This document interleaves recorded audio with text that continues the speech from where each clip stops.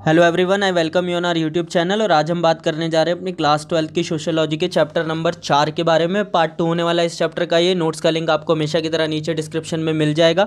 और पार्ट 1 पहले ही अपलोड कर दिया गया है, तो उसे भी एक बार चेक ज़रूर कर लीजिएगा। उसके अंदर हमने काफ़ी सारे टॉपिक्स डिस्कस कर लिए थे। इसके अंदर हम अब आज़ादी के बाद भारत के अंदर बाजार की स्थिति के बारे में डिस्कस करेंगे। तो देखते हैं वन बाय वन कि क्या स्थिति रही। तो 1991 में भारत में नई आर्थिक नीति को अपनाया। ठीक है, इस नीति के अंतर्गत भारतीय अर्थव्यवस्था का वैश्वीकरण, निजीकरण और उदारीकरण किया गया।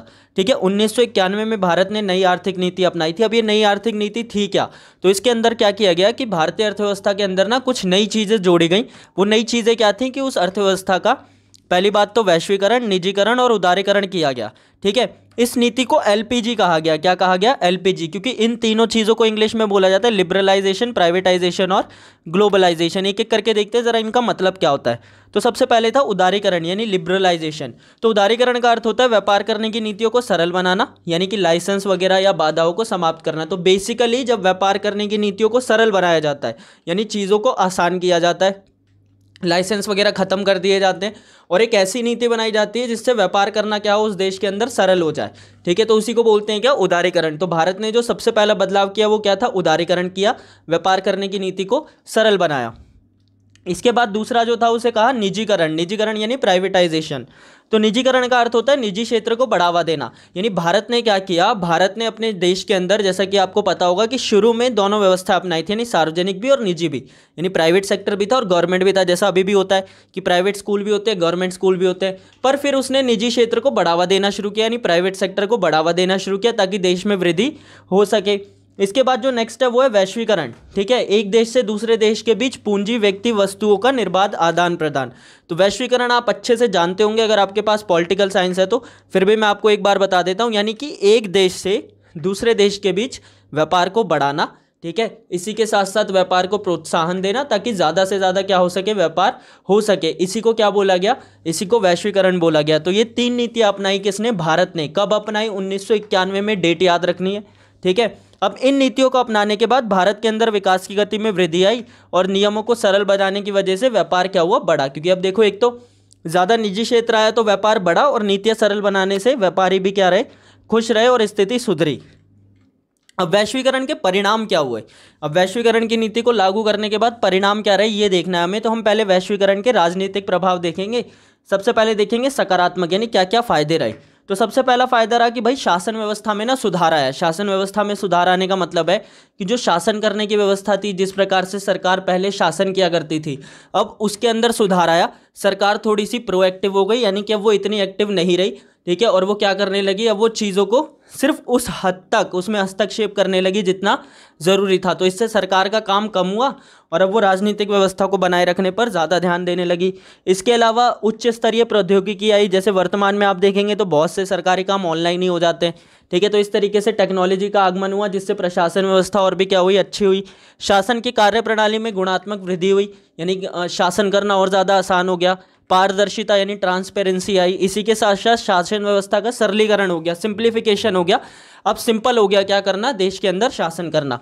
नकारात्मक प्रभाव क्या रहे कि पहला तो कल्याणकारी राज्य समाप्त हो गया। तो कल्याणकारी राज्य समाप्ति से पहले आप ये समझो कल्याणकारी राज्य होता क्या है। तो कल्याणकारी राज्य का मतलब एक ऐसा राज्य होता है जो लोगों के कल्याण के लिए काम करता है। तो जो पहले सरकार का सरकारी सेक्टर था ना, वो क्या करता था? वो लोगों के कल्याण के लिए काम करता था। ठीक है, पर अब जब इस व्यवस्था को खत्म कर दिया गया और यहाँ पर कौन आ गया? प्राइवेट सेक्टर आ गया। तो ये कल्याणकारी शासन की व्यवस्था क्या हो गई? खत्म हो गई। जैसे कि आप गवर्नमेंट स्कूल को देखो तो वो किस लिए बनाए गए हैं? ताकि लोगों का कल्याण हो सके। तो ये एक तरीका है जिससे सरकार क्या करती थी? लोगों का कल्याण करती थी। पर प्राइवेट स्कूल्स भी आ गए, अब उनमें व्यवस्था अच्छी है तो बच्चे उनमें पढ़ना चाहते हैं, पर कोई भी इतना सक्षम, यानी मोस्टली लोग इतने सक्षम नहीं होते हैं। तो इस तरीके से प्राइवेट सेक्टर के आने की वजह से कल्याणकारी राज्य की समाप्ति हो गई। दूसरा क्या हुआ कि न्यूनतम हस्तक्षेपकारी राज्य का गठन हुआ। न्यूनतम हस्तक्षेपकारी राज्य के गठन का मतलब है कि एक ऐसा क्षेत्र उभरा राज्य के अंदर, यानी अब राज्य ने फालतू की चीज़ों में यानी एक तरीके से दखल अंदाजी करना क्या कर दिया? कम कर दिया। अब वो व्यापार में ज़्यादा दखल अंदाजी नहीं करते थे। उन्होंने अपने कार्य क्षेत्र को सीमित कर लिया और सिर्फ वो काम करने लगे जो कि ज़रूरी था, और वो काम था शासन करने का। ठीक है, तो इस तरीके से न्यूनतम हस्तक्षेपकारी राज्य का उदय हुआ, यानी अब राज्य व्यापार वगैरह में ज़्यादा हस्तक्षेप नहीं करता था। इसी के साथ साथ क्या हुआ? उद्योगों में सरकार का कम हस्तक्षेप हुआ और सरकार की भूमिका में परिवर्तन आया। तो ये रहे क्या? वैश्वीकरण के राजनीतिक परिणाम। इसके आर्थिक परिणाम क्या हुए, देखिए सकारात्मक क्या हुए, पहले तो विकास की गति में वृद्धि हुई, विकास और तेजी से होने लगा क्योंकि देश के अंदर बड़ी बड़ी कंपनियां आई बाहर से, जिस वजह से देश में विकास बढ़ा। इसी के साथ साथ उच्च स्तरीय प्रौद्योगिकी आई, यानी हाई एंड टेक्नोलॉजीज वगैरह आई हमारे देश के अंदर। संसाधनों का उच्च स्तरीय प्रयोग होने लगा, यानी जहां पर पहले 8 घंटे में जो काम एक व्यक्ति करता था उस काम को कंप्यूटर ने 1 घंटे में करना शुरू कर दिया। तो इस तरीके से संसाधनों का अच्छे से प्रयोग होने लगा। रोजगार में वृद्धि हुई क्योंकि बाहर से बहुत सारी बड़ी बड़ी कंपनियां आई ना, इस वजह से देश में रोजगार में भी वृद्धि हुई। साथ ही साथ बाजार प्रतियोगिता के कारण उच्च गुणवत्ता हुई, अब क्योंकि बाजार में ना कंपटीशन बढ़ गया। अब जैसे आपने देखा होगा आपके आसपास बहुत सारे कोचिंग सेंटर वाले होते हैं, तो सब एक से एक अच्छा पढ़ाने की कोशिश करते हैं ताकि सबको क्या हो सके, सब बच्चे उन्हीं के पास आए। तो इससे कंपटीशन बढ़ता है और कंपटीशन की वजह से क्वालिटी बढ़ती है। तो इस तरीके से बाजार अर्थव्यवस्था आने की वजह से देश के अंदर क्या हुआ, कंपटीशन बढ़ा और इस वजह से क्वालिटी भी इंप्रूव हुई। नकारात्मक प्रभाव क्या रहे, तो इसमें सबसे पहला रहा कि बहुराष्ट्रीय कंपनियों का उदय हुआ। तो बहुराष्ट्रीय कंपनी क्या होती है, मल्टीनेशनल कंपनीज बोला जाता है। तो मल्टीनेशनल कंपनीज वो कंपनी होती हैं जो इतनी बड़ी होती हैं कि वो एक देश में नहीं बल्कि बहुत सारे देशों में एक साथ व्यापार करती हैं। जैसे अगर आप गूगल को ले लें या ये यूट्यूब ही ले लें आप, यूट्यूब क्या एक मल्टीनेशनल कंपनी है, ये दुनिया के हर देश में चलती है। तो इस तरीके से बहुत बड़ी बड़ी कंपनियों का क्या हुआ, उदय हुआ। ठीक है, छोटे उद्योगों को इससे नुकसान हुआ। असमान विकास हुआ, असमान विकास का मतलब जैसे अमेरिका की बड़ी बड़ी कंपनियां थी, वो दूसरे देशों में जाकर उन्होंने वहाँ पर व्यापार किया जिससे अमेरिका को फ़ायदा हुआ, बट उन देशों को क्या हुआ, उतना फ़ायदा नहीं हो सका। तो अमेरिका का तो विकास हो गया और बाकी के देशों का विकास इतना नहीं हुआ। साथ ही साथ बढ़ती प्रतिस्पर्धा के कारण व्यापार करना मुश्किल हो गया। अब कंपटीशन इतना ज़्यादा बढ़ गया ना कि कम पैसे में बिना पूंजी के व्यापार करना बहुत मुश्किल हो गया, इसीलिए छोटे व्यापारियों के लिए सर्वाइव करना मुश्किल हो गया। ठीक है, और साथ ही साथ विकसित देशों की कठोर वीज़ा नीति। अब विकसित देशों ने अपने यहाँ वीज़ा नीति लगा दी कि मान लीजिए वो तो अब जैसे यहाँ से अमेरिका से इंडिया आना आसान है, पर इतना आसान इंडिया से अमेरिका जाना नहीं है, यानी वीज़ा लेना। तो इस वजह से भी क्या हुआ, समस्याएं बहुत सारी पैदा होने लगी। इसके अलावा वैश्वीकरण के सांस्कृतिक प्रभाव क्या रहे, तो देखिए सकारात्मक क्या रहे, पहली बात तो विचारों का खुलापन आया लोगों में। विचारों के खुलेपन का मतलब है कि जैसे वर्तमान में आप देखें तो हमारा समाज बहुत ज़्यादा क्या हो गया, खुले विचारों वाला हो गया, जबकि पहले ऐसा नहीं हुआ करता था। इसके अलावा एक मिलीजुली संस्कृति का विकास हुआ। अब जैसे वर्तमान में आप देखें तो नॉर्मली कुर्ते के ऊपर जीन्स पहनी जाती है, कुर्ता तो हमारी संस्कृति है जबकि जीन्स अमेरिका की संस्कृति है। तो इस तरीके से एक मिलीजुली संस्कृति का क्या हुआ, विकास हुआ। महिलाओं की स्थिति में सुधार आया। साथ ही साथ खान पहन और रहन सहन की आदतों में भी क्या आया, बदलाव आया। अगर आप देखेंगे तो पिछले कुछ टाइम के अंदर बहुत ज़्यादा परिवर्तन आया है लोगों के खाने पीने और रहने की स्थिति में। नकारात्मक प्रभाव क्या रहे कि अमेरिका की संस्कृति का अत्यधिक प्रभाव रहा सब पर। अगर आप देखेंगे तो भले ही भारतीय संस्कृति का अमेरिका पर इतना प्रभाव ना रहा हो, पर अमेरिकी संस्कृति का भारत पर बहुत ज़्यादा प्रभाव रहा है। छोटे देशों की संस्कृति को नुकसान हुआ। ठीक है, जैसे भारत का उदाहरण ले लो, हमारे देश की जो संस्कृति है उसको क्या हुआ, नुकसान हुआ। इन सब चीज़ों की वजह से हम धीरे धीरे पश्चिमी विचारों से गिर गए। और साथ ही साथ एक पक्षीय संस्कृति का विकास हुआ। एक पक्षीय संस्कृति का मतलब जिसमें सिर्फ एक देश का प्रभाव हो। तो जैसे आप देखें गौर से तो हमारे देश के अंदर भी अमेरिकी संस्कृति या फिर पश्चिमी संस्कृति का ज़्यादा प्रभाव है, भारत की संस्कृति का इतना ज़्यादा प्रभाव नहीं है।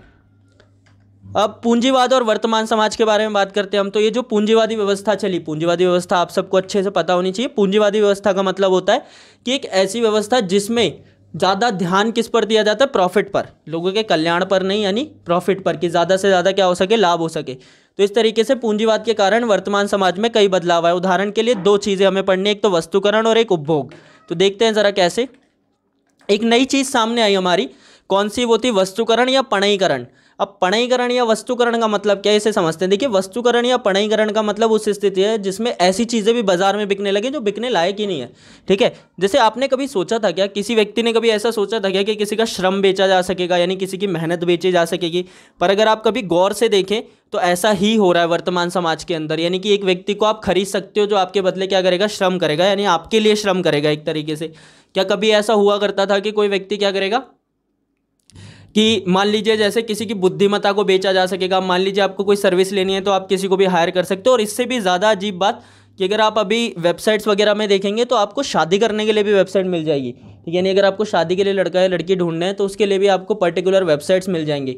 तो ऐसा पहले हमारे समाज में पॉसिबल नहीं था, बट वर्तमान दौर के अंदर ये सब हो गया है। तो इसी पूरी व्यवस्था को क्या बोलते हैं, पणयीकरण या वस्तुकरण बोलते हैं। ठीक है, यानी ऐसी चीज़ें भी बाजार में बिकने लगी जो बिकने योग्य ही नहीं है, जैसे शादी के लिए रिश्ते। ठीक है, बिल्कुल इलॉजिकल सा लगता है बट ये प्रैक्टिकली हो रहा है ना, ये सब हम जानते हैं। तो इसे ही बोला जाता है क्या, पणयीकरण। तो पणयीकरण या वस्तुकरण का अभिप्राय उस स्थिति से है जिसमें बाजार में ऐसी वस्तुओं को बेचा या खरीदा जाता है जो बेचने या खरीदने योग्य नहीं है, जैसे श्रम या कौशल हो गया। ठीक है, ये सारे पॉइंट्स मैंने आपको क्लियर कराती है। आगे देखते हैं, नेक्स्ट है उपभोग। अब उपभोग की एक नई प्रवृत्ति सामने आई, पर पूंजीवाद की वजह से एक उपभोग की ऐसी व्यवस्था सामने आई जिसके अंदर व्यक्ति इसीलिए चीज़ें नहीं खरीदता क्योंकि उसे उसकी ज़रूरत है, बल्कि वो इसीलिए चीज़ें खरीदने लगा क्योंकि वो दूसरों को दिखाना चाहता है। ठीक है, यानी आपके पास जितनी चीज़ें हैं या जिस क्वालिटी की चीज़ें हैं उससे ये डिसाइड होने लगा कि समाज में आपकी स्थिति क्या होगी। तो इस वजह से, यानी पूंजीवादी व्यवस्था की वजह से एक ऐसी नई पीढ़ी उभरी जो ये मानती है कि ज़्यादा चीज़ें होने का मतलब है समाज में अच्छी स्थिति होना। तो ये भी किसका रिजल्ट है? पूंजीवाद का। तो इस तरीके से आप उपभोग वाला समझ सकते हैं कि अब लोगों ने अपनी ज़रूरत के लिए उपभोग करना छोड़कर किस लिए उपभोग करना शुरू कर दिया? लोगों को दिखाने के लिए। ठीक है, तो ये दोनों टॉपिक आपके कंप्लीट हो जाते हैं। अब आगे अगर हम देखें तो ये टॉपिक्स यहीं पे ख़त्म हो जाते हैं। चैप्टर आपका पूरा कंप्लीट हो गया है। दोनों पार्ट्स को देखिए अगर चैप्टर को अच्छे से समझना है। दूसरे पार्ट का लिंक भी आपको नीचे डिस्क्रिप्शन और ऊपर आई बटन में मिल ही जाएगा। हमारा टेलीग्राम ग्रुप ज्वाइन कर सकते हैं आप ऐसी और वीडियोस, नोट्स वगैरह के लिए। साथ ही साथ सब्सक्राइब कीजिए चैनल को ऐसी और वीडियोस के लिए, और एक लाइक छोड़कर जाइए क्योंकि आपका एक लाइक हमें मोटिवेट करता है ऐसी और वीडियोस बनाने के लिए। Thank you.